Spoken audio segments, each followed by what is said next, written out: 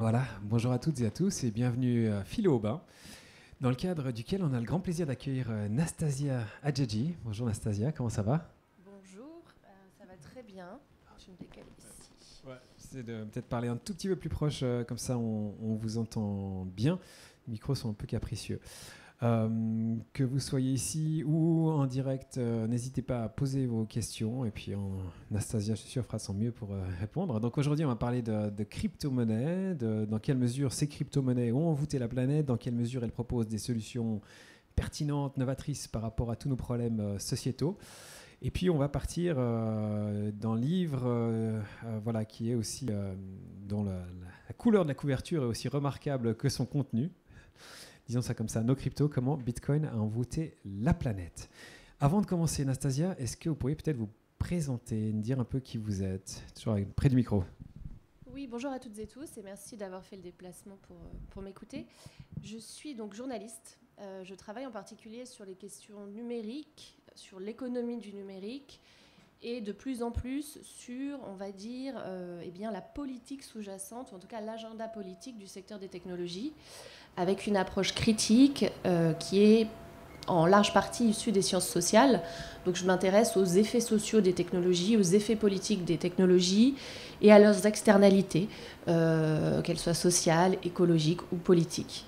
Et voilà, ce sont des sujets que je traite pour la presse écrite. Je travaille en particulier pour Le Monde, le quotidien, et aussi pour de la presse magazine, pour des titres comme Uzbek Erika, qui est une revue trimestrielle et un site. Et en ce moment, je travaille aussi pour un magazine qui s'appelle Socialter. Et alors là, sur des sujets technologiques, mais aussi sur des problématiques, on va dire, économiques, liées au modèle alternatif, on va dire, aux formes alternatives de systèmes économiques. Voilà pour une présentation. Et donc, j'ai été amenée, en tant que journaliste couvrant le secteur des technologies avec une approche économique, à croiser effectivement la question des crypto-monnaies il y a quelques années maintenant. Sujet que j'abordais au départ avec une approche assez agnostique, ou avec en tout cas même un intérêt, une forme d'enthousiasme au regard des problèmes et surtout du discours qui ont enrobé le sujet. Donc un discours qui parlait d'émancipation, un discours qui mettait l'accent sur une forme de reprise de pouvoir, très centré sur la notion d'alternative au capitalisme financier. Donc voilà, un intérêt certain. Et puis très vite, j'ai quand même commencé à m'interroger en voyant certains phénomènes. Je tiquais un peu quand même. Je sentais qu'il y avait quand même des angles morts, des points aveugles dans tout ça. Et c'est à partir du moment où j'ai quand même accepté d'envisager ces technologies comme étant essentiellement des objets politiques que j'ai trouvé ma manière à moi de terminer le Rubik's Cube, on va dire, et de pouvoir avoir une interprétation et une analyse de ce secteur qui me correspondait, quoi. Alors on va revenir sur les nombreux points d'inclusion, d'alternatives que vous avez mentionnés. Peut-être juste avant, parce que j'imagine qu'on n'est pas tous au même niveau en termes de compréhension de ces phénomènes. Alors sans trop rentrer dans les détails, mais finalement c'est quoi des crypto-monnaies, des crypto-actifs, dans les grandes lignes, hein, on va pas y passer 2 heures, mais comment est-ce que ça fonctionne et dans quelle mesure est-ce que c'est différent finalement des systèmes monétaires, on va dire, traditionnels? Le grand principe derrière les cryptoactifs, et en particulier la première monnaie crypto-monnaie qui est Bitcoin, qui est en fait le résultat d'une synthèse de travaux économiques qui ont été menés depuis la fin des années 80, mais qui ont créé en 2008. Le grand principe, c'est de proposer un système monétaire et une devise qui duplique de manière numérique le fonctionnement d'une monnaie, mais qui extrait ce système des institutions qui l'encadrent traditionnellement. En premier lieu, les banques centrales, qui sont la source primaire de création monétaire, mais aussi les agents qui font circuler la monnaie, donc les gouvernements, et puis les banques. L'idée étant donc d'extraire la monnaie cet outil qu'est la monnaie, de l'extraire comme ça, de la supervision, en proposant un système qui n'est plus centralisé mais décentralisé, un système qui repose sur des mécaniques algorithmiques, mathématiques et cryptographiques. Donc certaines propriétés associées à Bitcoin notamment, eh bien c'est la très grande, supposément, fiabilité, la résistance à la censure, le fait qu'on ne puisse pas faire d'ingérence dans le code de la crypto. Et donc le principe en gros c'est vraiment réinventer la monnaie en dehors des gouvernements, des banques centrales et des banques privées pour supposément la rendre à ses usagers et usagères. En réalité, et c'est ce que je décris dans le livre, d'une part on ne peut pas réellement parler de monnaie pour décrire pour qualifier ce que sont les crypto moi je préfère parler d'actifs en fait. C'est une nouvelle classe d'actifs financiers. Parce que ces outils technologiques ne répondent pas aux caractéristiques qu'on associe traditionnellement à une monnaie. C'est-à-dire qu'aujourd'hui, vous ne pouvez pas payer votre baguette de pain en bitcoin au coin de la rue, ou alors de manière extrêmement marginale. Par ailleurs, il n'y a pas une adoption dans la population suffisante pour qu'on puisse parler d'un système monétaire. Et quant à la notion de réserve de valeur, eh bien, il y a une des grandes caractéristiques de ces actifs, c'est leur très grande volatilité, avec des prix qui peuvent chuter fortement, réaugmenter. On est dans une phase globalement ascendante sur le prix de Bitcoin en ce moment, ce qui ne veut pas dire que dans 2 mois, il va redescendre à 15 000. Aujourd'hui, il est autour de 34 000 $, un Bitcoin. Alors c'est très amusant de voir qu'ils sont quand même libellés en dollars, hein, pour se représenter la valeur de ces actifs supposément adversaires du système monétaire. On parle quand même en dollars. Et donc ça ne veut pas dire que dans 2 semaines, il ne sera pas de nouveau à 14 000 ou voire même à 4 000. Enfin, c'est extrêmement volatile. Donc voilà en gros, pour essayer de synthétiser, ce sont des objets technologiques, des principes algorithmiques qui ont tenté de dupliquer le fonctionnement d'une monnaie, qui jusqu'à présent n'y sont pas arrivés et qui constituent aujourd'hui plutôt une nouvelle classe d'actifs financiers volatiles, spéculatifs et avec des impacts et des externalités négatives assez importantes à différents endroits. Et on va y revenir dans quelques minutes. Donc ça fait beaucoup de supposément dans le discours. On va revenir en effet sur toutes ces supposés changements. Et puis justement, en parlant de ces technologies, de comment elles sont arrivées, de ce qui s'est passé, on les trace aussi souvent à la grande crise financière de 2008, parce qu'ici on a, en tout cas dans la construction, j'ai l'impression, une espèce de... Enfin, elles se sont construites, comme vous l'avez dit, en opposition à ces systèmes financiers problématiques dans lesquels on vit. Donc c'est un peu une solution qui a été mise en avant. C'est la solution pour échapper aux problèmes actuels, structurels actuels. Alors en effet, moi, pour le coup, j'ai beaucoup de points de divergence avec les promoteurs et plus rarement promotrices de cette industrie. En revanche, un point de convergence serait que je suis d'accord pour dire que le capitalisme financiarisé est hautement problématique. Et de fait, la crise de 2008 a été un symptôme grave, l'une des plus graves crises d'ailleurs financières et bancaires que des économies récentes. Et ça, je converge pour dire qu'il y a effectivement une somme de problèmes assez conséquents. En revanche, là où je diverge, c'est sur l'idée que Bitcoin serait, et les cryptos dans leur ensemble, seraient des alternatives justes et fiables pour répondre à ces problèmes.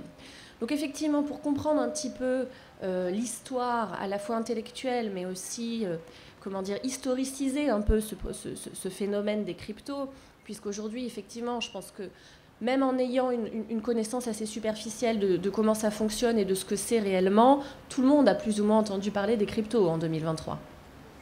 Et ce phénomène-là, il est plus aussi niche qu'auparavant. Et effectivement, le marqueur de la crise bancaire et financière de 2008 est fréquemment mis en avant. Et c'est vrai, Bitcoin naît dans quelques semaines seulement après la faillite de Lehman Brothers. Le white paper, donc cette espèce de document qui synthétise le fonctionnement de la technologie, est publié en octobre 2008. Donc, il y a une référence explicite à cette crise bancaire et financière. Mais moi, ce que je montre dans le livre, c'est qu'on peut aller remonter plus loin dans l'histoire et que, en fait, cette histoire intellectuelle, elle est en germe et elle se construit dès la fin des années 80 en Californie, dans les grandes universités américaines qui sont le foyer d'une émulation autour de la notion de cryptographie, une grande émulation intellectuelle. C'est aussi un moment où c'est encore la guerre froide. Et donc, dans ces universités, vous avez une poignée de chercheurs, de cryptographes, de mathématiciens, d'informaticiens, de haut vol, qui commencent à réfléchir, dans ce contexte de la guerre froide, à comment on pourrait faire société en dehors des gouvernements, puisqu'ils sont déjà à l'époque, et avec beaucoup de prescience, je tiens quand même à le souligner, très inquiets de la capacité d'ingérence des gouvernements, notamment en matière de surveillance numérique. La surveillance numérique est un peu l'un de leurs chevaux de bataille, et je le redis avec de la prescience, puisqu'on voit aujourd'hui dans les développements actuels que c'est une vraie problématique.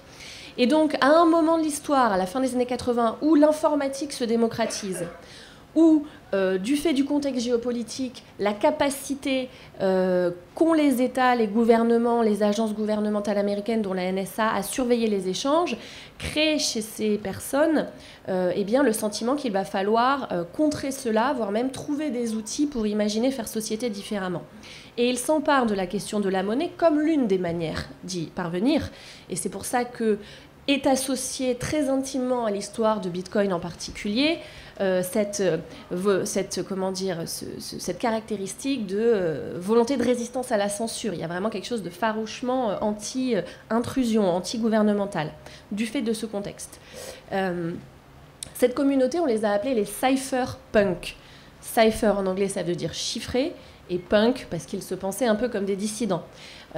Chiffré, c'est important, c'est-à-dire qu'ils vont vouloir utiliser les outils informatiques, les protocoles cryptographiques, les outils de chiffrement pour justement inventer des systèmes d'échange, quasiment faire société, puiser dans l'outil informatique des leviers pour faire société en dehors du regard des gouvernements. Ce que j'explique aussi, c'est que de manière assez conjointe, ils vont se trouver des intérêts communs assez rapidement avec une communauté politique, cette fois-ci, dont les intérêts semblent converger dans cette volonté de s'extraire à la surveillance, de s'extraire au regard des gouvernements. C'est la communauté des libertariens. C'est un courant qui est de plus en plus visible en Europe, mais qui est à l'origine très très lié à l'histoire politique américaine. Le libertarianisme est intellectuellement, c'est vraiment sur le spectre l'opposition absolue par rapport à toute forme d'idée de communisme ou de socialisme. C'est l'idée qu'il faut un État minimal, que le marché peut administrer la société, réguler la société de manière plus efficace que des gouvernements élus, et que la compétition librement consentie entre individus va favoriser un développement économique, sociétal, optimal. C'est en passant des contrats entre individus que l'on va réussir à faire société de manière bénéfique pour toutes et tous. Ça, c'est le libertarianisme, très opposé, farouchement opposé à toute forme de collectivisme. C'est l'antithèse de Karl Marx et de tous les penseurs du collectivisme. Et d'ailleurs, c'est pas étonnant qu'en pleine guerre froide, il y ait eu d'ailleurs une espèce de traction justement de ces idées politiques. Et donc très tôt, ces cypherpunks, ces mathématiciens, ces codeurs vont s'allier avec cette communauté des libertariens. C'est la tempête dehors. Ce qui va donner naissance à un courant idéologique très important pour comprendre les développements des technologies, qui est le cyber-libertarianisme. Donc en fait, vous avez vraiment cette matrice intellectuelle qui est fondamentale pour comprendre aujourd'hui l'histoire intellectuelle des cryptos. Et c'est une matrice intellectuelle très importante parce qu'encore aujourd'hui, les personnes qui sont influentes dans la tech se réclament quand même de cette matrice intellectuelle. Les grands investisseurs comme un Peter Thiel, ouvertement conservateur, voire même réactionnaire, est un cyber-libertarien. Elon Musk est un cyber-libertarien. En fait, ces personnes-là incarnent un petit peu cette tradition intellectuelle. Donc ça, c'est le jalon. Et du coup, il y a quasiment une vingtaine d'années qui va s'écouler, et dans cette vingtaine d'années vont naître des expérimentations justement autour des monnaies numériques, avec cette idée que pour faire société différemment, il va falloir réinventer la monnaie en dehors de ce contrôle des États. Je le raconte dans le livre, plusieurs expérimentations, la plupart vont échouer, soit parce qu'elles ne trouveront pas, elles ne rencontreront pas leurs usagers, donc elles vont mourir d'elles-mêmes puisque personne ne les utilise, soit parce que le gouvernement américain intervient et les agences gouvernementales, CIA, NSA, FBI, viennent interdire ces projets qui, au nom du fait qu'ils enfreignaient un certain nombre de règles, comme par exemple le fait ça autorisait beaucoup de blanchiment d'argent, il y avait pas mal d'activités criminelles qui circulaient via ces déjà premières cryptos, et donc le gouvernement est intervenu pour les interdire. Ce que je précise ici à ce sujet, c'est que l'une des grandes caractéristiques aussi de ces crypto-monnaies est la caractéristique de l'anonymat, c'est-à-dire qu'elles favorisent l'anonymat. Et c'est pour ça d'ailleurs qu'elles ont été très tôt investies par tout ce que le monde compte de personnes qui a des choses à cacher en fait, et donc potentiellement des activités criminelles. Et donc on arrive à 2008, effectivement, cette crise bancaire et financière qui là, évidemment, est interprétée dans ces milieux cyberlibertariens comme étant le moment un petit peu clé. Et du coup, Bitcoin naît en réaction à ça. Mais j'insiste quand même dans le livre sur l'idée que Bitcoin est une forme de synthèse aboutie de tous ces travaux préexistants. Il y a plein de choses que vous avez mentionnées, en effet. Il y a la tempête d'or. Plein de choses que vous avez mentionnées, notamment cette idée de ce que ça promeut, d'où ça vient notamment.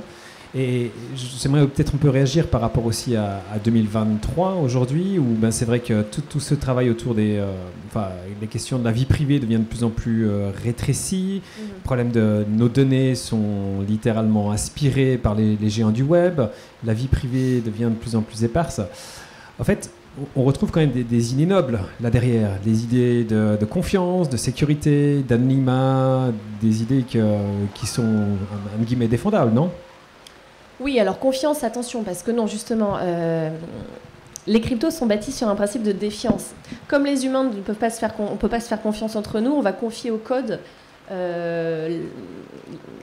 le code qui va administrer finalement ces systèmes.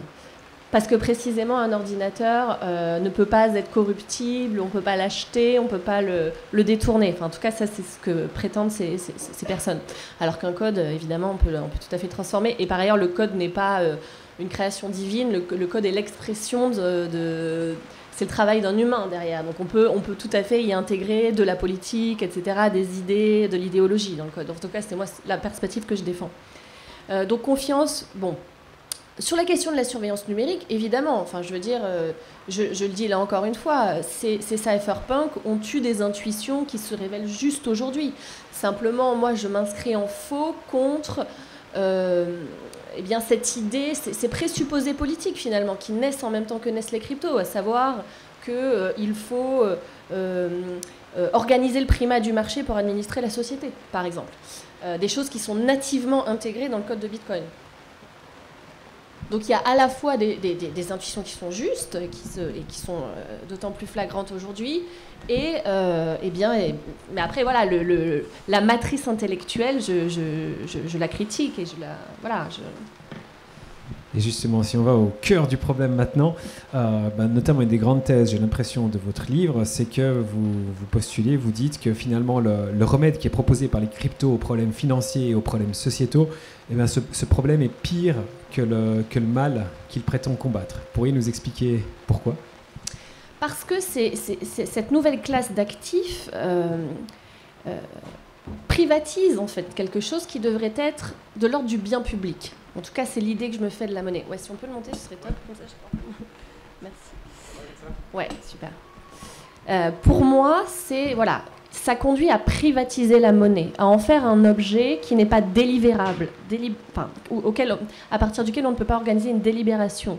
Ça conduit à instaurer des principes politiques libertariens que je viens de décrire, qui personnellement me font plutôt peur en réalité. Donc voilà, après on peut discuter, le remède est pire que le mal, parce qu'en réalité, comme je vous l'ai dit, ce n'est pas une monnaie, ce sont des actifs, qu'on autorise en quelques clics simplement des personnes qui sont déjà vulnérables à pouvoir aller trader sur des plateformes en 3 clics, que ces personnes souvent se font plumer, que l'organisation économique de ces systèmes fonctionne sur des bases pyramidales où en fait c'est l'afflux permanent de capital frais des nouveaux entrants qui sert à sécuriser la valeur des actifs des étages supérieurs et leur permettre de sortir. Parce qu'en fait, ces objets technologiques ne font pas la preuve de leur utilité sociétale et sociale et consomment une énergie folle pour le faire, qu'il y a des systèmes de prédation organisés dans ces économies. Enfin, voilà, il y a tout un tas de raisons pour lesquelles on peut considérer que le remède est pire que le mal. Et que parce qu'on vient de me contredire, mais Bitcoin ne tient pas ses promesses. Enfin, je veux dire, voilà, à part le conserver pendant 150 ans, dans l'espoir que demain Bitcoin atteigne 100 000 euros, enfin, je veux dire, ça sert à quoi Comment ça, concrètement, ça tient pas ses promesses C'est pas une monnaie. Vous payez votre baguette en Bitcoin, vous, le matin?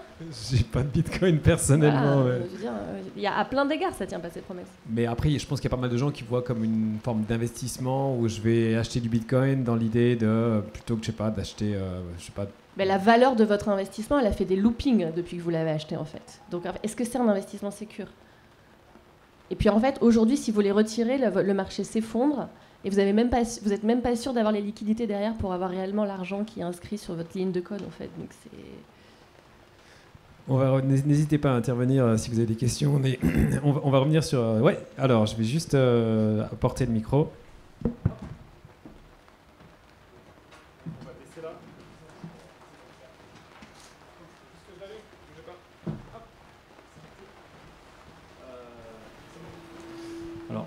Merci beaucoup pour cette présentation, c'est très intéressant. Moi j'ai une question. Donc, vous décrivez le Bitcoin, effectivement, ça gêne les gouvernements. Ça gêne les gouvernements. Enfin, il y a beaucoup d'aspects négatifs au Bitcoin. Il y a un aspect écologique aussi, donc peut-être que vous en parlerez tout à l'heure. Oui. J'ai une question toute bête. Pourquoi les gouvernements ne l'interdisent pas? Et d'ailleurs, il me semble, je dis peut-être une bêtise, qu'il a été interdit dans certains pays. Tout à fait. Il a été banni en Chine, le minage du moins, donc ce qui conduit un peu à le bannir de fait. Pourquoi les gouvernements ne l'interdisent pas? Comme souvent dans l'histoire technologique, le secteur privé et le secteur technologique avancent beaucoup plus vite que la capacité des régulateurs et des gouvernements à le comprendre et à l'encadrer. C'est quelque chose qui est en train de changer un peu sur la question de la crypto. Mais, et ça c'est un point fondamental, cette industrie a bénéficié d'une aura de prestige et une aura et une force de frappe marketing incroyable, puisque c'est une industrie qui avance avec les atours de l'innovation, du progrès technologique. Interdire les cryptos, ce serait dire mais on ne veut pas du progrès, on va tuer l'innovation. Donc en fait cette rhétorique du progrès technologique auquel sont très sensibles les gouvernements, cette idée que si on vient réguler trop vite, trop tôt, on va tuer l'innovation, bon, c'est vraiment des points de discours centraux dans le système de pensée néolibéral qu'on peut critiquer. Mais ça explique en partie pourquoi les gouvernements ne l'interdisent pas. Il y a ça. Et puis après, il y a tout simplement, c'est un phénomène qui a explosé à partir de 2007 et dans les années 2010. 2017, pas 2007. Donc dans les années de 2010, c'est un phénomène qui a explosé et ça allait beaucoup trop vite en fait. Simplement, il y a une bulle qui s'est formée et il a fallu que la bulle éclate et laisse des dizaines de milliers, voire des centaines de milliers de petits investisseurs, de gens comme vous et moi. Bon, personnellement, je n'investis pas en crypto, mais en tout cas de personnes qui ne sont pas des investisseurs institutionnels ou en tout cas des gens qui ont cru dans les promesses de cette technologie, qui ont parfois fermé leur livret à la banque pour tout miser sur la crypto. Il a fallu que ces pertes en capital soient suffisamment importantes, à l'image de l'affaire FTX, qui vient d'être jugée au tribunal de New York, pour que les régulateurs interviennent. Mais les régulateurs, il y a aussi beaucoup de politique là-dedans. S'ils interviennent trop vite, trop tôt, on les accuse de tuer le marché. Donc ils doivent intervenir un peu a posteriori. Et quant aux politiques, ils sont sensibles à tout ce qui relève de la hype. Enfin, il y a ce mot hype dans les technologies. Aujourd'hui, c'est l'intelligence artificielle générative. Et peut-être qu'on va s'apercevoir dans quelques années que ça a eu des externalités négatives importantes. Mais vous n'aurez aucun politique aujourd'hui qui va dire on va mettre le holà sur l'intelligence artificielle parce que c'est la hype du moment. Et l'industrie des technologies fonctionne comme cela. Donc ce sont plusieurs raisons qui conduisent à ne pas interdire. Et par ailleurs, interdire, ce serait apporter de l'eau au moulin des bitcoiners et autres promoteurs des cryptoactifs qui se présentent comme un peu des renégats et comment dire, des exclus. Alors là, si on interdisait, ce serait ça leur donnerait encore plus de légitimité, j'ai envie de dire. Okay. Et puis, il me semble qu'il y a aussi autre chose que vous abordez dans votre livre, c'est que parmi justement ces mêmes politiques, on retrouve quand même pas mal d'ambassadeurs des cryptos. Vous parlez notamment de Pierre Persson ou de Bruno Le Maire en France, qui sont des grands ambassadeurs de ces cryptos. À un moment, les cryptos ont été l'innovation. Quelle politique en exercice prendrait le risque d'aller contre l'innovation quand on sait à quel point, comment dire, ça a été présenté et accepté comme étant une force transformatrice de la société. Dire je suis contre l'innovation, c'est se fusiller politiquement. Enfin, vraiment, alors qu'il faudrait avoir un recul critique et une analyse de ces technologies. Et en effet, le lobby des cryptos est très puissant. C'est une industrie qui a brassé beaucoup d'argent. Ça, c'est très visible aux États-Unis. Des centaines de milliers de dollars de dons ont été faits, en particulier par Samuel Bankman-Fried lorsqu'il était à l'apogée de sa carrière au sein de la plateforme FTX. Qui connaît FTX? Parce que peut-être que je parle en jargon. Tout le monde a entendu parler de cette affaire parce que bon, c'est vrai que je pense que c'est l'affaire par laquelle les cryptos et leurs dégâts sont entrés dans le mainstream, on va dire, parce qu'il y a eu énormément d'affaires sordides avant, mais celle-ci a été particulièrement médiatisée. Et donc Samuel Bankman-Fried était un très grand donateur du Parti démocrate et du Parti républicain. On a beaucoup insisté sur le Parti démocrate parce que c'est vrai qu'il avait beaucoup donné aux démocrates, mais il donnait sur les deux côtés de manière à influencer la fabrique des lois et à faire en sorte que la régulation soit la plus soft possible. La grande ficelle rhétorique aussi du système des technologies, de l'industrie des technologies, c'est d'appeler à la régulation en disant « Ah, mais nous, on veut bien être régulés, hein. C'est comme ça que le marché va s'assainir, comme ça les mauvais acteurs dégageront et puis ne resteront que les bons. » Bon, en réalité, c'est un peu confié au marché les rênes un peu de l'administration. Je ne suis pas sûre que le marché s'autorégule personnellement, mais voilà. C'est aussi une ficelle rhétorique que d'appeler à la réglementation, mais en réalité, en sous-main, ils travaillent à ce qu'elle soit la plus douce possible et la moins coercitive, entre guillemets, quoi. Mais ça change, là. Aux États-Unis, il y a ça serre la vis très très fort, là, sur les cryptos. Alors, une des ficelles, c'est en effet de travailler sur les gouvernements. Une autre, c'est, il semble-t-il, d'après votre livre, c'est en effet de travailler sur le peuple. Et vous décrivez assez bien dans quelle mesure, en fait, il y a tout un travail de prosélytisme pour à visée, on va dire, inclusive, émancipatrice. Donc, on va essayer de chercher un maximum de personnes pour leur faire croire que c'est des technologies qui leur permettra de s'émanciper. Et on essaie d'inclure notamment des populations marginalisées. Est-ce que vous pouvez peut-être nous en dire un petit peu plus à ce sujet ? Alors effectivement, dans le marketing de la crypto, il y a eu un argument qui a été massu, et qui est un argument à très très forte charge politique mais aussi affective, qui est de dire nous allons apporter aux gens qui n'ont pas accès au système bancaire les outils pour en faire partie. Donc nous allons nous adresser aux populations qui, pour des raisons X ou Y, n'ont pas accès à ce système bancaire, les débancariser. Donc effectivement, peut-être noble visée, si tant est qu'on considère que tout le monde doit avoir accès au capitalisme bancarisé et financiarisé, mais c'est une autre question. Alors qu'en réalité, que se passe-t-il ? C'est qu'on vient offrir à des populations qui sont déjà fragiles des outils hautement spéculatifs qui ne vont rien faire si ce n'est les appauvrir encore plus. Et donc ça, si vous voulez, il y a des cas d'école dans énormément de pays, notamment en Amérique centrale. Donc le pitch, il est un peu toujours le même. Hein. Ce sont des pays où l'économie est très fragile, des pays qui n'ont pas de devise nationale, qui sont donc généralement dollarisés. Venezuela, Salvador, tous ces pays-là. Porto Rico, par exemple, l'île de Porto Rico. Des pays où l'administration publique est en très grande difficulté, des pays où il y a de la dette qui n'a pas beaucoup de valeur, et où les structures finalement publiques sont très faibles. Là, vous avez donc, ces pays sont généralement identifiés, et puis donc tous ces entrepreneurs qui se pointent et qui arrivent lestés de leurs promesses de transformation sociale en disant, grâce à la blockchain et aux cryptos, nous allons vous redonner les outils de votre émancipation bancaire et financière. Sous-entendu, vous ne dépendrez plus du dollar américain. Rhétorique un peu populiste, généralement aussi, qui touche à l'anti-impérialisme contre les États-Unis, qui peut être justifié à certains endroits, mais là, on est quand même sur des, C'est pas vraiment des philanthropes, les entrepreneurs de la blockchain. Et donc, dans ces pays-là, vous avez ces phénomènes un petit peu de prédation, comme ça, où des entreprises privées de la blockchain et des cryptos viennent se substituer à des administrations publiques en détournant des budgets qui devraient être administrés par des administrations publiques pour privatiser, en quelque sorte, ces pays et ces gouvernements. Et donc ça, je le décris, c'est l'emblème de cela, c'est le Salvador aujourd'hui. Mais c'est de plus en plus le cas aussi en Afrique subsaharienne. Ça a été le cas aussi en Asie du Sud-Est. Et à chaque fois, voilà, ce sont des pays où en fait les structures économiques et politiques sont fragiles et où du coup des entrepreneurs peuvent comme ça venir en disant on va se substituer à l'État défaillant en vous proposant notre solution privée. Ce qui conduit à privatiser en fait concrètement des pays entiers. Et ça ne bénéficie que très très très rarement à la population.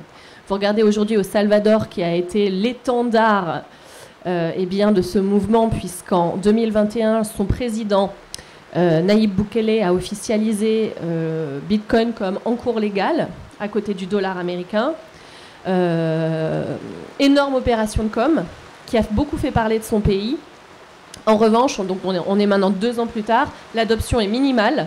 L'un des grands arguments, c'était de dire que ça allait faciliter les transferts de fonds internationaux, puisque l'économie de ce pays, son PIB, dépend en grande partie de ce que la diaspora salvadorienne aux États-Unis renvoie au Salvador. Je crois que c'est moins de 2% de ces transferts qui sont effectués en Bitcoin. La population ne l'utilise pas parce qu'en fait, c'est trop technologique à plein d'égards pour répondre à de réels usages. Ils continuent d'utiliser de l'argent liquide et du dollar. Et par ailleurs, Nayib Bukele a ouvert les portes de son administration publique à des entrepreneurs, souvent américains. Vous avez des types qui vendaient des hot dogs sur une plage à San Diego, qui sont des quasi-ministres aujourd'hui au Salvador. Ce sont des entrepreneurs.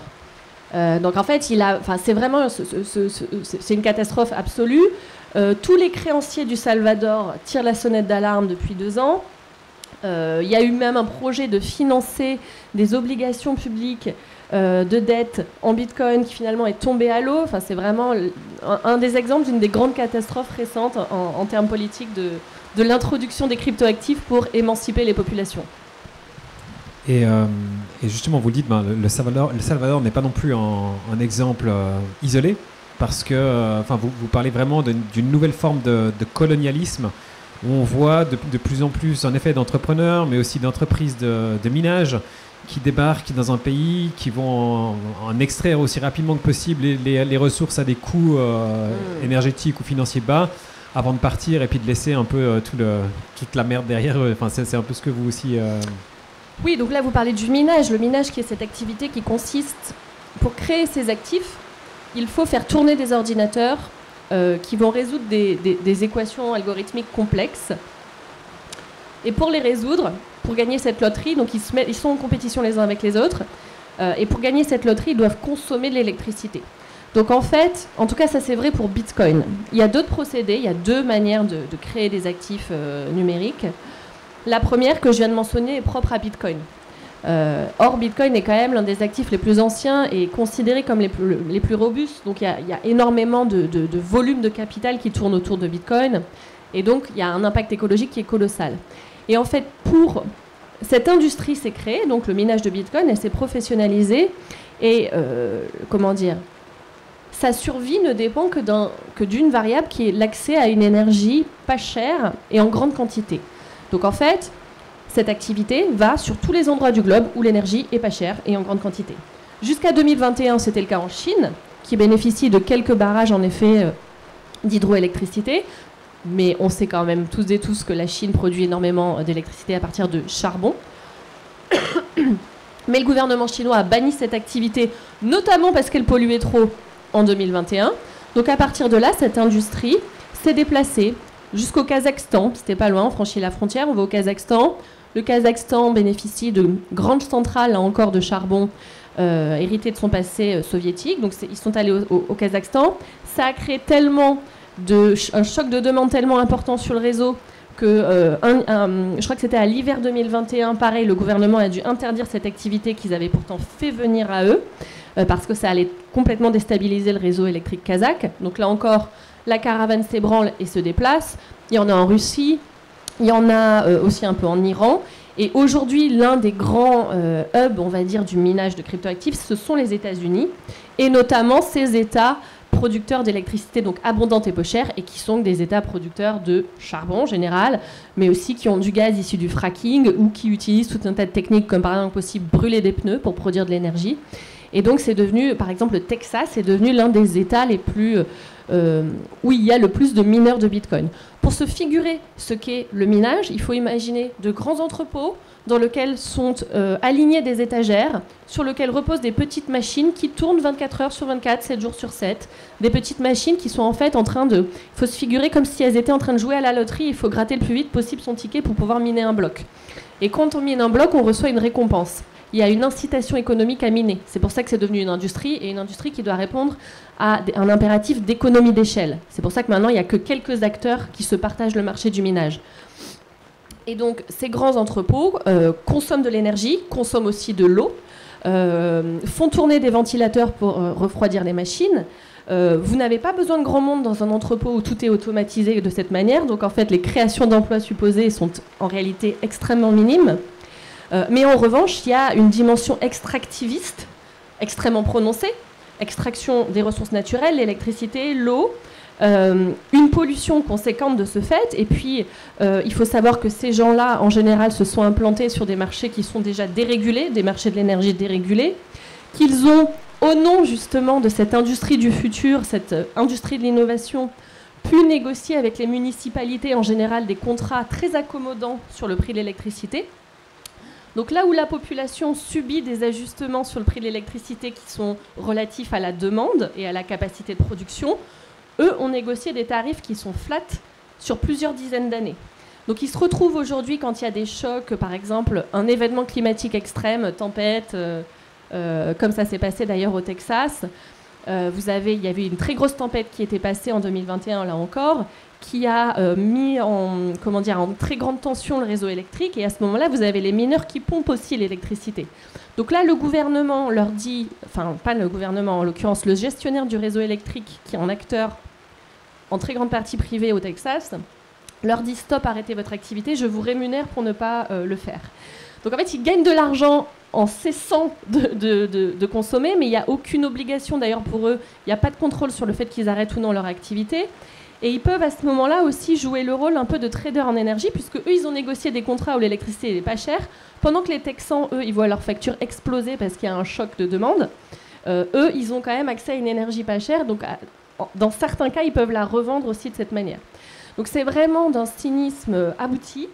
D'ailleurs, c'est en train de se réveiller, et il y a Greenpeace USA, donc la branche américaine de Greenpeace, qui fait une très très grosse campagne, en particulier au Texas, contre l'implantation d'une mine de Bitcoin par un acteur privé très important, en soulignant précisément le désastre écologique que ça représente, mais en mettant aussi en avant une dimension plus sociale, en disant il n'y a pas de création d'emplois, vous pompez nos ressources, c'est le contribuable texan qui paye le poids, finalement, le poids économique de votre activité. Enfin, c'est vraiment problématique de A à Z. Donc ça concerne Bitcoin. C'est important d'insister dessus parce que c'est quand même, encore une fois, je vous dis, l'actif star, donc celui autour duquel il y a le plus de demandes et le plus de volume. Donc si on prend ça en considération, on peut dire que l'éléphant dans la pièce, c'est effectivement son impact écologique. Il y a d'autres cryptoactifs qui sont créés d'une autre manière, une manière qui consiste à mettre en jeu ses propres actifs pour permettre de sécuriser le prochain bloc et de créer. Donc c'est un protocole, je ne vais pas forcément entrer dans le détail, qui s'appelle le Proof of Stake. C'est le cas de la blockchain Ethereum. Et donc Ethereum a quand même réussi une avancée en matière écologique importante, puisque prenant acte de cette problématique énergétique et donc écologique, ils ont décidé de changer leur protocole pour aller vers un protocole qui est moins gourmand en énergie et qui, de fait, a réduit l'impact écologique de la blockchain Ethereum de 99%. Donc un très très gros pas. Si on fait une analyse plus politique de ce move, on va dire, on doit avoir du capital pour participer à Ethereum. Donc c'est quand même un système un peu quand même plutocratique qui favorise ceux qui ont déjà du capital. Donc après, c'est des considérations plus de gouvernance et de politique, mais en tout cas, de ce point de vue, il faut reconnaître qu'Ethereum a vraiment réalisé une avancée. N'hésitez pas, hein, si vous avez des questions, des réactions. On voit donc en effet ces évolutions avec le proof of stake. Alors, on part pour la question. Oui, bonjour. Je voulais. Est-ce que vous pouvez faire une comparaison entre les consommations énergétiques des banques normales et. Oui, c'est une question fréquente. De fait, le système financier consomme énormément d'énergie. Mais a priori, j'ai un service derrière. C'est-à-dire qu'effectivement, je peux compter sur Mastercard pour payer les produits et les services que je veux acheter. Je peux effectuer des virements de manière assez simple. J'ai quand même une garantie sur mes dépôts en ayant mes sous à la banque. Donc oui, la comparaison existe. Et d'ailleurs, c'est très fréquent que les promoteurs de l'industrie des cryptos disent « Nous, on consomme, mais regardez ce que consomment les banques. » Oui, sauf qu'en fait, les banques, elles apportent réellement un service dans le monde, en fait. Là où on peut considérer aujourd'hui que Bitcoin et les cryptos comme une espèce de fantaisie anachronique et hyper spéculative, si vous voulez. Il n'y a pas véritablement d'utilité sociale, mais ils consomment une énergie démesurée pour le faire. Alors moi, je ne suis pas avocate du tout des banques, mais il y a quand même un service derrière. Voilà. Donc oui, si on prend le système financier dans sa globalité, évidemment qu'il émet beaucoup trop d'énergie et que les pratiques d'investissement des banques sont ridiculement peu alignées avec les enjeux écologiques. C'est certain. Mais comparer n'enlève rien à l'idée que ces actifs-là, comme Bitcoin, consomment une énergie bien trop importante au vu des dégâts qu'ils causent. Enfin, si vous voulez, ne rien apporter en utilité, mais consommer de l'énergie pour le faire, c'est quand même, à l'heure actuelle, si vous voulez, Bitcoin ne se substitue pas au système financier. Bitcoin se superpose au système financier. C'est ça la réalité aussi. On n'est pas sur une alternative A, on est sur une couche supplémentaire extrêmement énergivore. Et si on continue sur cette lancée du proof of stake et de Ethereum, on pourrait, en tout cas théoriquement, imaginer qu'à terme, ces monnaies ou ces actifs consomment de moins en moins. Est-ce qu'on pourrait même imaginer que ces actifs deviennent des actifs verts ou qu'on ouvre sur une industrie respectueuse de l'environnement, ou est-ce qu'au contraire, c'est des promesses qui s'apparentent plus à du greenwashing Non, c'est du greenwashing complet. Enfin, je veux dire, je pense qu'il y a encore aujourd'hui quasiment plus de 20 000 tokens différents en circulation dans l'écosystème des cryptos. 99% ne valent rien. L'utilité, elle est marginale. Alors oui, il y a certains projets qui essaient de mettre en œuvre à partir de l'idée que l'on peut décentraliser un système de paiement, etc., essayer de mettre en œuvre des principes, mais ce sont des micro-projets dans un océan hostile et toxique de projets qui sont délétères. Donc non, je pense que c'est du greenwashing. Ok. J'aimerais revenir un petit peu sur surtout le langage et le prosélytisme autour de ces cryptos. Il y a toute une partie de votre livre dans laquelle vous parlez en effet de ces cultes et de ces croyances qui sont faites autour de ces cryptos, et puis vous expliquez ces phénomènes notamment presque comme des phénomènes religieux, où on parle d'adeptes, on parle de culte, on parle de rédemption qui ouvre sur une nouvelle ère. Est-ce que vous pourriez nous en dire un petit peu plus dans ce que vous avez observé concrètement? Alors effectivement, dans cette industrie, économie, sur ce marché qui finalement ne fait pas l'épreuve de sa robustesse économique ni de ses usages patents, ce qui le fait avancer et ce qui permet à la structure de se maintenir, c'est précisément ce que je compare à de la foi religieuse. C'est un ensemble de discours, un ensemble de codes, un langage, des symboles qui sont extrêmement proches de certains phénomènes de culte ou de religion. Et donc moi j'essaie de faire une analogie dans mon livre entre notamment la folie Bitcoin, parce que Bitcoin est un actif qui a suscité une inflation comme ça de discours, d'affects et de symboles particulièrement étonnante et puissante. C'est le cas sur d'autres communautés, mais un peu moins quand même. Et donc je fais l'analogie avec la religion. Donc pour le comprendre déjà, il faut s'intéresser un petit peu au métadiscours.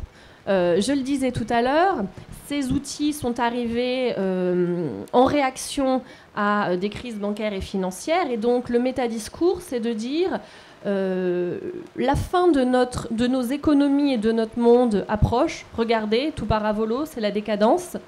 Et pour se prémunir de ce chaos dans lequel nous sommes entraînés de force et malgré nous, on peut d'ores et déjà adopter un certain nombre de bonnes pratiques et faire confiance à ces nouveaux outils. Donc ça, si vous voulez, un peu cette idée d'un effondrement imminent, d'un great reset, eh bien, c'est ce qu'on appelle dans l'analyse des religions une eschatologie. Il y a vraiment cette idée d'une fin du monde qui est imminente, d'une décadence, d'un système qui a généré les outils de sa propre destruction en le confiant aux banques, au gouvernement, etc. Et que pour se prémunir de ce chaos dans lequel nous sommes déjà, eh bien, on peut adopter ces nouveaux outils que sont les cryptos. Donc ça, c'est l'eschatologie, on va dire le métadiscours. Et puis ensuite, vous avez des figures. Et c'est vrai que dans la naissance de Bitcoin, il y a quelqu'un, mais on ne sait pas si c'est un ou plusieurs. En tout cas, il y a une figure mythique qui est le créateur du Bitcoin, ce prophète qui porte le nom de Satoshi Nakamoto. C'est très certainement un pseudonyme, hein, on ne sait pas si c'est une personne ou 12. On ne connaît pas non plus sa nationalité. Ce pseudonyme laisse entendre qu'il serait japonais, mais on n'en sait rien, en fait, véritablement. Et donc cette figure mythique, anonyme, qui a comme ça écrit un peu les tables de la loi et qui les a apportées au peuple, est toujours restée anonyme et a disparu quelques années seulement après avoir du coup publié ce white paper de Bitcoin. Cette disparition, le fait qu'il ait rassemblé une communauté, qu'il ait toujours souhaité rester anonyme et qu'il n'ait pas cherché à s'enrichir, puisque lui-même avait miné les premiers bitcoins. C'est vraiment la personne qui est le premier nœud, en fait, de ce réseau-là, qu'il n'ait pas cherché à s'enrichir pour donner vie à son projet en incarnant le fait qu'il faut le décentraliser et donc ne pas être précisément la tête du réseau, eh bien, a créé autour de lui un mythe et a suscité une adhésion, une ferveur quasi religieuse autour de cette figure. Satoshi Nakamoto, en créant cette espèce de culte postmoderne autour de Bitcoin, a pu aussi s'appuyer sur tout un tas de figures que je décris un peu comme des archevêques ou en tout cas des passeurs qui se chargent comme ça de répandre la bonne parole, notamment à travers les réseaux sociaux, et qui ont inventé tout un tas de codes extrêmement surprenants. Donc pour comprendre un petit peu qui sont ces gens, ils se représentent sur les réseaux sociaux avec des yeux en forme de laser. Ça, c'est un signe très distinctif. Souvent le visage orné d'une auréole. Ils emploient un jargon qui est totalement obscur aux profanes, mais qui sert comme ça à cimenter leur communauté. Et puis il y a constamment des références à cette espèce de création divine que serait le Bitcoin. Donc c'est très intéressant d'aller voir un petit peu sur les réseaux les manières avec lesquelles ça s'incarne. Et donc il y a vraiment ce phénomène cultuel, quasi religieux, cette ferveur mystique avec des aphorismes. Ils inondent Twitter d'aphorismes, Bitcoin et la lumière, Bitcoin, enfin c'est vraiment très très rigolo à observer. Et donc voilà, donc dans mon livre, j'essaie un peu de tracer point par point, de tirer un petit peu cette métaphore et de faire cette analogie avec le phénomène religieux. Et en fait, c'est pas surprenant parce qu'en fait, on a quelque chose qui finalement a été créé un petit peu comme ça, qui n'a pas vraiment de base économique. Donc pour le faire avancer ce système, il faut de la croyance. Et puis la monnaie est un outil de croyance au final. Donc en fait, tout ça est très très évident finalement si on l'observe avec tout ça en tête. Et cette croyance est d'autant plus nécessaire puisque ces ambassadeurs doivent faire passer la bonne parole, parce qu'on revient ici à ce que vous mentionniez tout à l'heure, cette histoire de forme pyramidale, et ce que vous nommez aussi, parce que certains nomment aussi le Greater Fool Theory, cette idée qu'on doit trouver le prochain idiot, le prochain con, peut-être un peu fort, mais qui finalement va lui aussi acheter des bitcoins ou des actifs pour continuer à faire tourner le système. Et finalement, c'est les derniers qui rentrent dans le système qui sont les derniers idiots dans l'histoire. Vous pouvez peut-être un peu clarifier ça Alors, bon, je vais le faire à gros traits sur la contextualisation, mais dans un système financier traditionnel, lorsqu'on achète des actions, par exemple, on achète une partie d'une entreprise qui a une représentation quand même un peu tangible. C'est associé à une production, c'est associé à parfois ça peut être un patrimoine, enfin bon, voilà, on a un morceau de quelque chose. Dans les systèmes de monnaie numérique, la valeur... on ne sait pas trop à quoi on l'adosse précisément. Donc la valeur, finalement, c'est ce système de croyance. Je crois que ça a de la valeur. Et la valeur, elle a été aussi associée au fait qu'il y ait des gens qui aient investi là-dedans. Donc en fait, dans ces économies pyramidales où la valeur finalement c'est la croyance, eh ben, il faut juste que j'ai à trouver celui qui croit qu'effectivement ça vaut ça et que j'arrive à lui vendre, auquel cas Bitcoin vaudra ce prix en fait. Le mécanisme de la fixation du prix est aussi simple que ça. Et donc en fait, si je trouve quelqu'un qui demain m'achète un Bitcoin à 51 000 euros, ben Bitcoin va valoir 51 000 euros. Enfin, c'est aussi... dans tout cet écosystème des cryptoactifs, il s'est mis sur pied parce qu'il y a eu énormément d'argent qui a été investi par des capital risqueurs au début des années 2010. Mais vous avez eu aussi une prolifération assez hallucinante d'arnaques et un des mécanismes les plus réguliers lors de cette première bulle qu'on peut établir autour de 2010. Vous avez tout un tas de startups dans laquelle on investit très très largement à coups de milliards des capital risqueurs. Et donc l'idée c'était, je vais créer une application, je vais aussi lancer un token associé, donc je vais faire ma propre crypto, et je vais la vendre en disant aux gens, en fait ils essayaient de dupliquer le mécanisme des levées de fonds, mais à partir de crypto, ça s'appelait les ICO, Initial Coin Offering. Et en gros, l'idée, c'est achetez-moi mon token sur la promesse que demain, mon application, je vais réaliser mon projet. Et puis, du coup, votre token aura de la valeur dans le futur. Et comme ils arrivaient à trouver les idiots qui achetaient sur cette promesse-là, en fait, ils avaient gagné du capital, ils levaient des fonds et après, ils disparaissaient. C'est des mécanismes qu'on a appelés rug pulls ou pump and dump, en gros. On crée artificiellement une demande, c'est-à-dire que ce token qu'on vient de créer, on va le distribuer à un petit cercle d'initiés. Ils vont trader entre eux pour faire créer un peu artificiellement de la valeur. Une fois que ça atteint une certaine valeur et qu'il y a une hype autour du projet, on ouvre plus largement. On dit au public, regardez, c'est la start-up de demain. Faites l'acquisition maintenant de cet actif. Et après, une fois qu'on a ramassé, 1 million, 2 millions, 1 milliard, hop, fini, il n'y a pas d'application qui est créée, on s'en va. Et ça a été vraiment endémique dans les années 2010, dans cet écosystème de la crypto. C'était vraiment la bulle des ICO, où à partir du vent, j'arrive quand même à trouver des gens qui me croient et qui vont m'acheter mon token que je viens de créer. C'est un peu ça la Gritterford Theory en fait. Et puis donc dans l'histoire, les grands perdants de l'histoire, c'est ceux qui arrivent en dernier, jusqu'à ce qu'il y ait une autre génération qui arrive en dernier. Je profite de faire un petit crochet par Internet. On a une question. Je ne comprends toujours pas pourquoi la production de crypto-monnaies est aussi énergivore. Est-ce que vous pouvez nous expliquer la production ? Oui, la production, comme je l'expliquais tout à l'heure, il faut s'imaginer plusieurs acteurs qui sont en compétition pour résoudre des opérations algorithmiques et mathématiques complexes. Bitcoin a été créé sur 3 piliers, l'anonymat, la sécurité et la décentralisation. La question de la sécurité a été pensée par son ou ses créateurs comme étant véritablement centrale du fait des éléments politiques que je disais tout à l'heure, de surtout éviter à tout prix que les gouvernements et les régulateurs regardent ce qu'on fait. Donc ils ont pensé un truc très très sécure. Et donc, ils ont intégré dans la création de Bitcoin des mécanismes cryptographiques extrêmement complexes qui demandent, pour être résolus, ils demandent de consommer de l'électricité, en fait. C'est le principe qui a été designé comme ça. Pour résoudre cette opération algorithmique, il faut consommer de l'électricité et il faut donc avoir accès à des sources d'énergie peu chères, sinon l'activité n'est pas rentable. C'est nativement intégré dans le code de Bitcoin que la consommation énergétique est l'outil par lequel on va arriver à produire ce truc. Je ne sais pas si c'est très clair. Ouais, et puis, ce que j'ai compris aussi, c'est qu'il faut des cartes graphiques extrêmement puissantes qui tournent, qui ont besoin de beaucoup d'énergie pour tourner. Donc, c'est des ordinateurs très puissants qui doivent tourner en boucle dans des grands hangars. Et puis, rien que ça...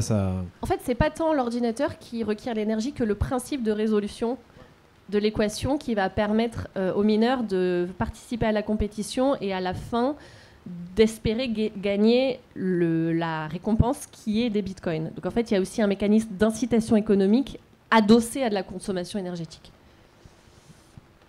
Parlons un petit peu des conséquences. Donc vous avez vu un peu, une de ces conséquences, c'est en effet, on en a parlé de deux, le côté un peu colonialiste de ces industries, le côté écologique et problématique qu'on y retrouve.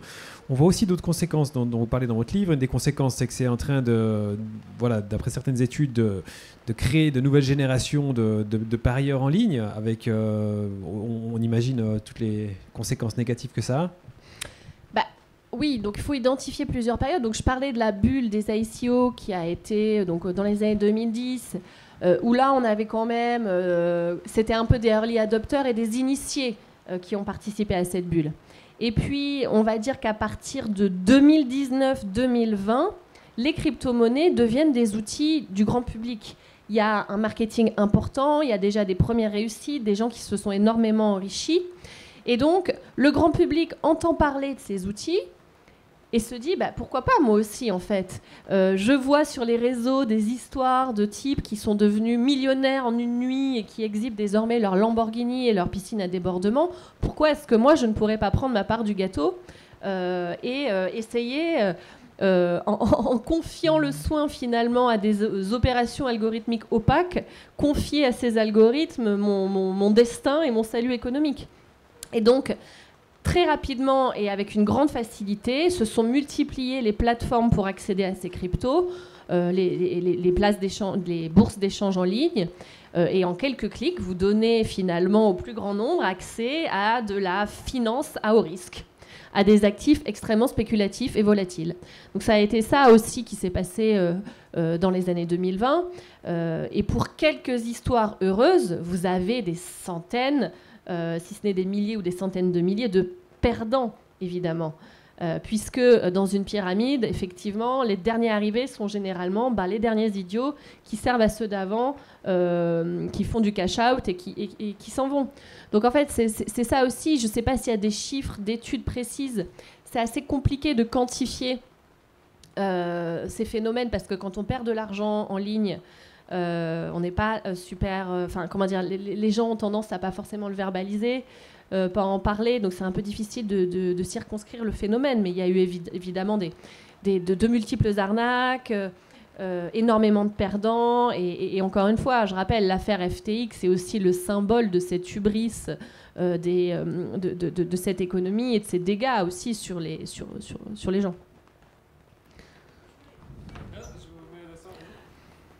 À ce sujet, je ne comprends pas pourquoi les créateurs de la crypto n'ont pas prévu dès le départ une sorte de numerus clausus. Parce que si on laisse le marché se débrouiller tout seul, demain on aura 1 million de tokens différents et évidemment, c'est pas impossible. C'est déjà le cas.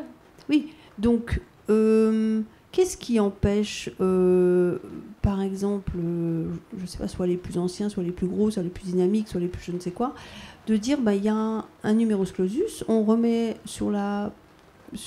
tous les ans un certain nombre de possibilités à des gens compétents et on limite non seulement les effets sur... on lutte, on ne fait pas du greenwashing du coup, puisqu'on limite les effets négatifs sur la planète. Vous parlez de numerus clausus en termes de nombre d'unités ? Oui, de tokens, qui est... Bitcoin est une monnaie supposément fixe, à masse monétaire fixe. Mais on voit qu'il y a tous les jours des nouvelles créations bidons, comme vous l'avez expliqué. Et je pense que, bien que ça soit contraire à la philosophie de départ de ne pas réguler, je l'entends, mais... c'est peut-être là que le régulateur, il a, pour des raisons écologiques, disons-le comme ça, ou je ne sais pas, ou de contrôle, ou je ne sais pas. Vous avez touché au point central, c'est-à-dire qu'on est chez les libertariens. Hein. Donc en fait, empêcher des acteurs de nouer des contrats, de former des contrats, c'est juste antithétique avec leur philosophie de départ. On est d'accord, mais le libertarien ne doit pas nuire à autrui. Et là, je suis désolée, il y a un moment donné, s'il y en a 1000, 1 million, il finit par nuire à la planète. On est chez des libertariens qui ne considèrent pas le bien collectif. En fait, si vous voulez, il faut quand même voir que la crypto, sous ses atours technologiques de nouveauté, d'innovation de rupture et de bullshit bingo avec des mots qu'on ne comprend pas comme blockchain et Web3, réactive des pratiques historiques de fraude financière. Donc en fait, si vous voulez... on a un joli emballage avec à l'intérieur tout ce qui se fait de plus éculé en matière de mauvaises pratiques, notamment fraude, blanchiment d'argent, etc. C'est pas très neuf de ce point de vue d'ailleurs. Donc en fait, ce sont pas des gens essentiellement qui sont là pour le bien commun. Enfin, j'ai vraiment du mal à le croire. Hein. Ce sont des financiers rapaces qui veulent s'enrichir. Et d'ailleurs, la chute de SBF est très emblématique de ça, parce que qu'est-ce qui caractérisait ce patron de la crypto, ce grand patron de la crypto qu'on décrivait comme le jeune Warren Buffett 3.0 ? C'était supposément ses ambitions altruistes. Il se rattachait à un courant philosophique qui s'appelle l'effective altruism, donc l'altruisme efficace, qui est une branche de la philosophie utilitariste et qui postule qu'il faut essayer de penser aux manières les plus efficaces d'arriver pour le plus grand nombre à des effets collectifs positifs. Et dans ce courant de l'effective altruism est née une branche qui disait en gros, une des manières les plus efficaces de faire le bien dans le monde, c'est de gagner beaucoup d'argent et de beaucoup en redonner. Parce que si vous avez un salaire annuel de 10 millions et que vous donnez 9,5 millions à une association caritative, dans le présent et dans le futur proche, vous aurez un impact net bénéfique sur le monde. Et donc, Samuel Bankman-Fried s'inscrivait dans ce courant-là en disant « Moi, je vais aller dans ce qui se fait de plus financiarisé et toxique de la finance pour gagner plein de blé et le redonner. » Il a un peu redonné de fait, mais on voit où ça a mené. En fait, il a quand même créé l'une des affaires de fraude financière, bon, ça va être jugé, mais qui est déjà l'une des plus graves de l'histoire économique. Il a ruiné des centaines de milliers, si ce n'est plus, de petits épargnants au nom d'une philosophie sur le bien commun qui, en fait, s'est avérée être totalement dévoyée et détournée. Donc, en fait, ces personnes sont-elles des philanthropes ? Je ne pense pas, en réalité.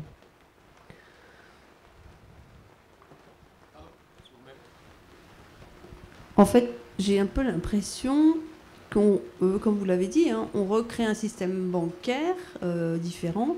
Pas régulé. Pas régulé, mais enfin, l'existant, il n'est pas tellement régulé non plus, dans le sens où on a des...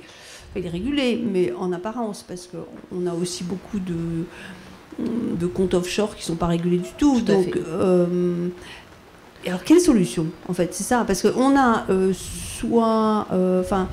comme on dit, il y a une expression qui dit le pire est le pire, quoi. En fait, on n'a rien, on n'a pas de solution pour l'instant.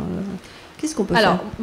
Je tiens à insister sur un point qui est que ma critique de l'écosystème des cryptos n'est en aucun cas une relégitimation de l'action des banques et du système financier dans sa globalité, dont j'estime qu'il est effectivement dysfonctionnel et prédateur à de nombreux égards. L'évasion fiscale faisant partie effectivement des grandes problématiques de notre temps. Quelles sont les solutions ? Il me semble qu'elles sont politiques. Sauf qu'aujourd'hui, on a une intrication telle entre les intérêts du capital et les intérêts des politiques qui devient difficile d'avoir une action qui soit réellement efficace. En disant ça, voilà, moi je suis évidemment contre les intérêts du capital, a priori. Mais en tout cas, dans une perspective d'horizontalité et puis d'investir dans le bien commun, dans le collectif et dans les services publics. Contre les intérêts de la privatisation et du capital au sens large. Donc en fait, aujourd'hui, voilà, les solutions, elles sont de nature politique, mais c'est pas l'inflexion que prennent nos sociétés que de véritablement réguler et encadrer et changer ce système tel qu'il va. Et même dans cette opposition entre les nouveaux systèmes financiers représentés notamment par la crypto et puis les traditionnels, enfin, vous démontrez aussi à différentes reprises dans votre livre que justement, en fait, au final, on remarque que ces structures actives dans la crypto non seulement collaborent avec les structures du pouvoir, mais en plus les renforcent dans une certaine mesure. Donc ça va renforcer en effet ces structures qu'elles se proposaient de dépasser. C'est ça ? Alors oui, aujourd'hui, on a un retournement de situation extrêmement ironique qui est que les promoteurs de Bitcoin, notamment ces adversaires farouches du capitalisme financiarisé, supposément, se félicitent que BlackRock lance un fonds indiciel libellé en Bitcoin. Donc ce que je montre dans mon livre, dans le chapitre qui est dédié un peu à l'histoire en fait, de ces cryptos, c'est qu'à la fin, et depuis quelques années, on a une intégration parfaite de cette économie dissidente dans le système, avec toutes les grandes banques systémiques de JP Morgan à BNP Paribas en France qui font de la blockchain, un BlackRock qui fait du Bitcoin. Donc en fait, l'espèce d'éthique dissidente du départ a totalement été digérée et annulée. Et on a aujourd'hui une collaboration effective entre ces acteurs et la finance la plus traditionnelle qu'ils prétendaient pourfendre et dépasser. Et c'est très amusant de voir quand même qu'aujourd'hui, des bitcoiners hardline convaincus se félicitent que BlackRock entre sur le marché parce que ça fait un pump sur le prix. C'est-à-dire que ça pousse le prix à la hausse. Voilà. Donc, où est la dissidence? Aujourd'hui, non, elle n'existe pas. C'est pour ça que c'est... Voilà. C'est un tableau assez noir. Est-ce qu'à votre avis, on peut encore imaginer ou rêver de formes de société horizontale et décentralisée avec tout ça, ou est-ce que... Alors, absolument. C'est-à-dire qu'aujourd'hui, il existe des formes, et c'est d'ailleurs un point de réflexion. Alors, je réfléchis actuellement à ces sujets-là, puisque à la fin de mon livre, c'est quand même l'idée, c'est de se dire comment on invente des systèmes monétaires qui ne sont pas capturés précisément par des intérêts capitalistes, et comment on fait et qu'est-ce qui s'est fait. Donc je suis en cours un peu de recherche sur ces questions, et je pense que ce serait un bon post-scriptum ou bon dépassement à mon livre, que voire même aller jusqu'à dire quelles seraient des formes révolutionnaires de monnaie. Sans aller peut-être aussi loin, les monnaies locales sont des instruments non capitalistes, des systèmes de paiement et d'unités de compte. Il y a au Pays Basque une monnaie locale, vous en avez une vers Toulouse aussi en France.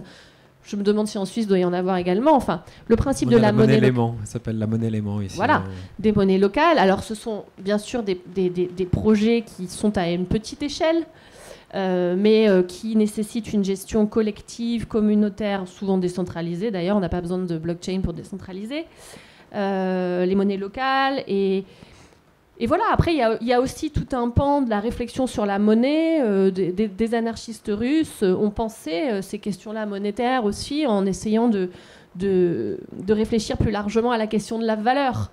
C'est-à-dire que...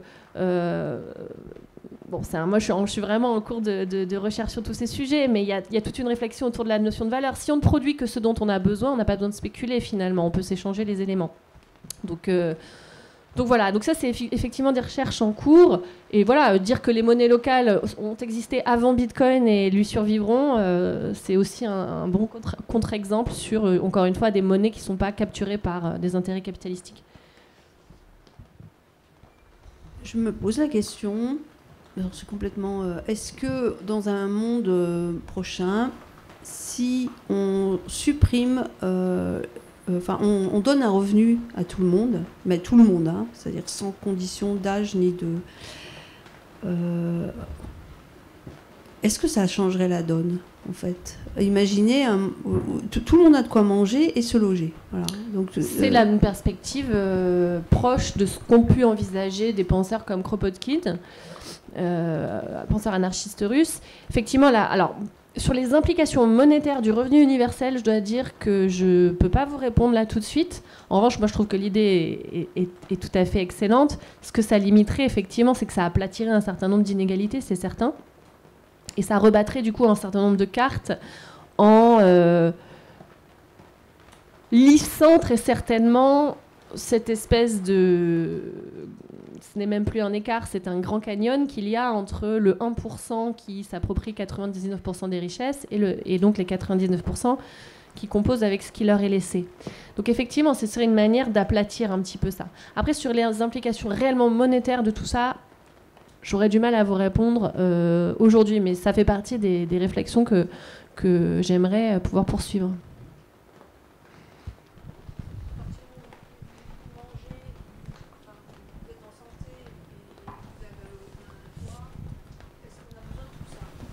Ah bah oui, c'est toute la réflexion sur la notion de valeur et de... Effectivement. C'est aussi pour ça que on vit dans un système profondément inégalitaire, et c'est cet abyssal écart qui justifie aussi l'existence de ce système. Effectivement. Voilà, encore à aborder 2-3 questions après pour gentiment clore. Mais justement, dans ces dernières questions, peut-être, on a commencé à parler des conséquences. Dans les conséquences, vous abordez aussi ces questions de les cryptos, parce qu'elles sont décentralisées, parce qu'elles sont aussi dérégularisées, servent massivement pour le blanchiment d'argent. Je crois que vous mentionnez l'histoire de plus de 23 milliards d'argent blanchi en 2022, en tout cas dans les estimations. Vous parlez aussi du fait qu'elles permettent d'échapper ou d'éviter des contributions fiscales. Donc c'est tout ce qui ne ruisselle plus sur le peuple ou sur les sociétés, nos sociétés. Et dans toute cette analyse, vous allez jusqu'à parler d'une véritable, qu'elle constitue une véritable menace existentielle pour l'avenir de nos systèmes politiques. Alors, menace existentielle, je ne sais pas si j'irai aussi loin, mais sur la question du blanchiment et de la fraude, alors, par définition, cet argent circulant de manière anonyme, il est très difficile de le quantifier. Mais ce qui est certain, c'est qu'évidemment, à un endroit, les cryptos ont servi et servent à faire circuler des capitaux qui ne pourraient pas circuler dans les circuits traditionnels des banques. Mais donc, ce système reposant sur la notion d'anonymat et de résistance à la censure, par définition, il est très difficile de le quantifier. Et les estimations sont donc toujours un petit peu à la louche et c'est très difficile d'avoir un chiffre précis. Néanmoins, effectivement, il y a des études qui résonnent en milliards. Ce sont plusieurs dizaines de milliards qui circulent de cette manière. Bon. Après, ça a toujours existé, le blanchiment et la fraude, mais de fait, ces outils ont permis un regain, on va dire, c'est de nouveaux outils à la disposition des personnes qui doivent exister économiquement dans les angles morts du système, quoi, en effet. Quant à la menace existentielle, elle ne se situe pas tant au niveau économique, je dirais, que plus politique. C'est-à-dire que je fais le constat, et c'est l'objet de mon dernier chapitre, d'un alignement, finalement, entre ces cryptos. En fait, ce que je dis, c'est que pour moi, ces outils surfent sur un ressentiment au sein de la population que je juge tout à fait légitime. On subit, du moins en France, les effets de crises économiques multiples, durables, qui s'inscrivent comme le système par défaut désormais, avec une inflation forte, avec un pouvoir d'achat qui a drastiquement chuté, voilà, donc ce ressentiment-là, je pense qu'il est en train de grandir depuis 2008, depuis la crise bancaire et financière de 2008. En parallèle de ça, vous voyez ces gens qui exhibent leur richesse en ligne en disant « c'est grâce à Bitcoin que je suis devenu riche ». Donc, encore une fois, ce « pourquoi pas moi » qui a été très fort, qu'on appelle en langage internet le FOMO, donc le « fear of missing out », peur de louper l'opportunité, donc on y va. Et puis un discours, et c'est ce que je montre dans le livre, un discours d'hostilité comme ça au gouvernement. Alors on peut tout à fait critiquer les gouvernements et encore une fois et les banques, etc. Mais un discours populiste finalement qui vise à se servir de cette colère, de ce ressentiment pour lui offrir une traduction politique qui est populiste et qui est souvent très réactionnaire. Et je fais le constat que pour moi, ces technologies promeuvent un agenda politique réactionnaire, souvent populiste, et font le jeu d'un renouveau populiste qui se traduit de manière très concrète aujourd'hui avec la forte poussée des partis d'extrême droite partout en Europe. Et sans dire que Bitcoin est d'extrême droite, comme on a voulu me le faire dire, ce que je veux dire, c'est qu'on a un alignement des agendas politiques et une forme d'instrumentalisation du ressentiment et de la colère qui me semble aller dans une direction qui est politiquement inquiétante. Par ailleurs, je fais aussi le constat, quand j'ai parlé à ces gens dans la crypto, puisque pour mes articles de presse, j'ai évidemment rencontré beaucoup de gens qui ont soit perdu, soit gagné, soit qui... Voilà.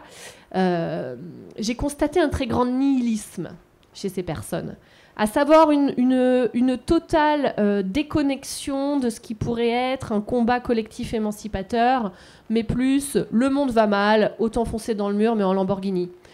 Vraiment quelque chose de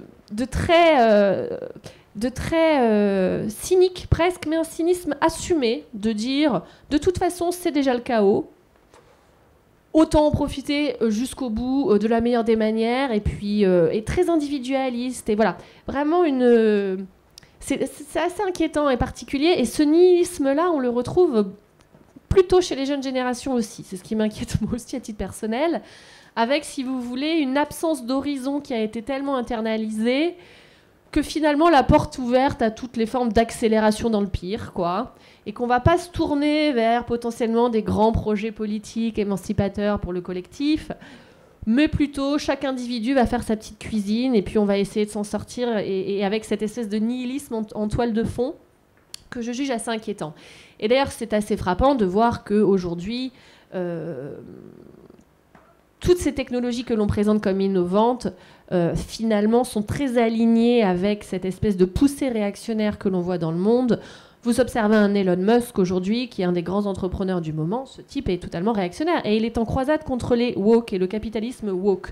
Donc en fait, si vous voulez, il y a vraiment cette espèce de fond de sauce réactionnaire, populiste, accéléré par ces technologies, que je trouve politiquement dangereux, sans pour autant employer le terme de menace existentielle. Mais voilà, je trouve qu'il y a un danger politique dans cette financiarisation de la colère, du nihilisme et du ressentiment. Autant la colère peut être un moteur politique, un moteur d'engagement, un moteur de voilà, mais là c'est vraiment une colère qui me semble graviter dans des sphères assez inquiétantes.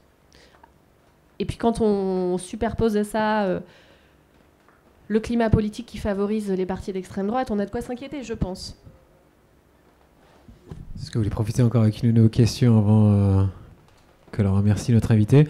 Ouais, après, je pense que c'est vrai que c'est pas non plus complètement surprenant quand on a vu d'où ça vient, en effet, avec les libertariens. Enfin, les libertariens, c'est notamment ce qu'ils prônent, une espèce de diminution aussi drastique que possible de la place de l'État. Et puis, c'est un peu le chacun pour soi, et c'est le marché qui va réguler, qui aura la force lui-même de réguler. Ouais. Et c'est le danger politique de Bitcoin, et c'est ce que j'explique dans le livre quand je dis ces technologies naturalisent dans les têtes, et notamment les têtes des plus jeunes, certaines idées qui sont en fait très situées sur le plan politique.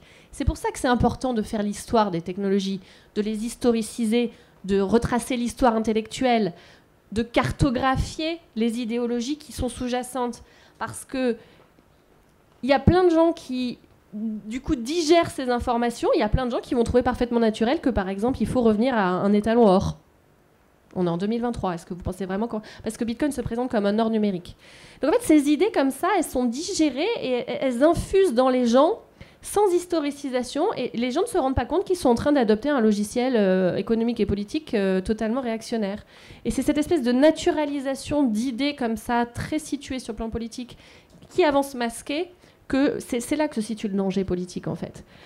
C'est au-delà des risques de perte en capital, c'est qu'en fait, ça diffuse et rend tout à fait acceptable des idées qui sont politiquement situées déjà d'une part, et il faut le reconnaître, situées à la droite de la droite. Et si on se prétend, par exemple, de gauche, on peut s'en inquiéter. Que nos enfants ou nos petits-enfants ou nos camarades trouvent naturel de revenir à l'étalon or en 2023, par exemple. Bon, parce que c'est aussi un des présupposés des cryptos et notamment de Bitcoin. Donc il y a tout un tas d'idées comme ça qui sont extrêmement réac et qui sont données aux gens comme ça, qui les adoptent sans forcément avoir conscience même de ce que ça représente dans l'histoire intellectuelle et politique. Très bien, je crois que sur ces paroles, on va s'arrêter aux presses parce qu'on a pris l'habitude de terminer nos rencontres avec une question qui n'a rien à voir avec le sujet du jour, une question beaucoup plus nombriliste, narcissique. Les bains des paquis, pour vous, Nastasia, c'est quoi? En l'occurrence, c'est une question difficile parce que vous avez découvert les bains hier. C'est une très belle découverte. Alors, je disais à Eric qu'en recevant le mail bain des paquis, moi, c'est la première fois que je viens à Genève, je ne comprenais pas ce que c'était. Avant de me dire, il y a un lac, donc on doit s'y baigner. Mais j'ai mis beaucoup de temps à comprendre ce dont il s'agissait. Et donc, c'est une très belle découverte. Et j'ai pu profiter du sauna et du hammam hier. Et très agréable. Et je reviendrai en été. En dépit du fait que c'était déjà très agréable hier et que je me suis même baignée dans le lac Clément. Voilà, malgré la mauvaise météo. En tout cas, un grand merci à Anastasia pour votre présence ici, votre participation avec nous. Les cafés philo continuent. Aujourd'hui, on a tenté de mettre à nu le Bitcoin. Dans 3 semaines, en l'occurrence, je crois que c'est 3 semaines ou 4 semaines, le 3 décembre à 10h, on a le prochain café philo.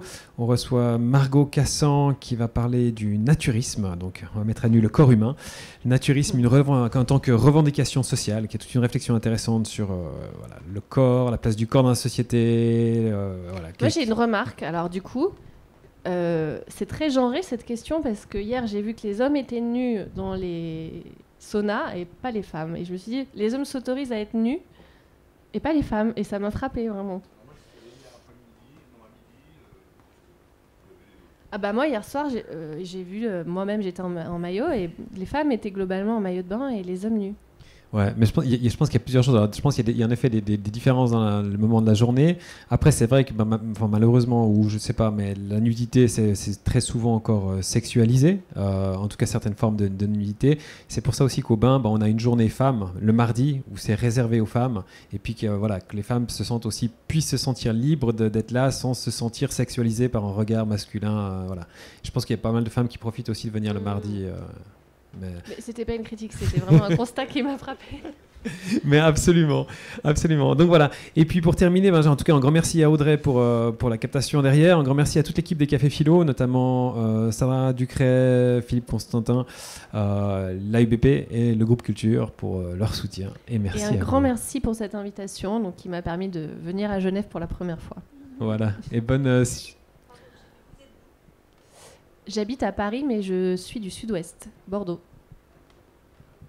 Voilà. Un grand merci Nastasia, et puis bon dimanche à tous.